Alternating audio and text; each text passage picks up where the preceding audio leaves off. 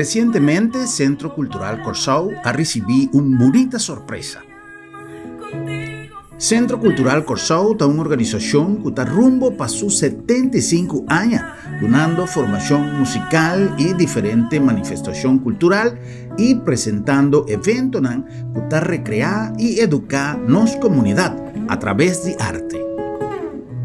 Como una muestra de aprecio para el aporte cultural, el Centro Cultural Corsau está proporcionando a nuestra comunidad el jovencito Azaria, Kingston, Ziana y Daxton Halley a hacer una donación de un piano para Esaki ser usado en el donamiento de lesna alumno de 666.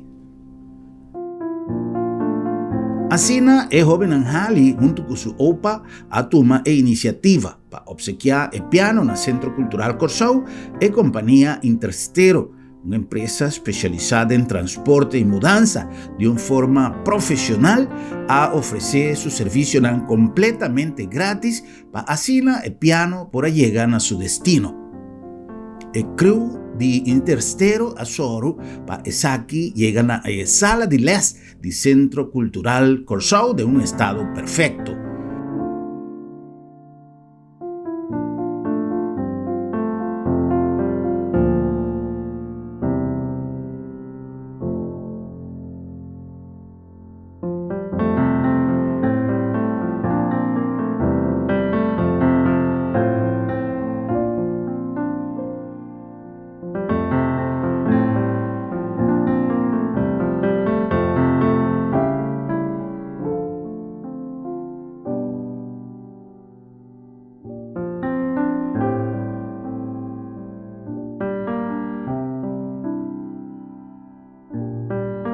Señor Henny Cornelia, presidente del Centro Cultural Corsau, ha expresado su satisfacción por el bonito gesto. Sí, de parte de 666 nos queremos un danke para la donación aquí. Seguro nos, principalmente los jóvenes, lo hacen buen uso de eso aquí, le facilita seguro también.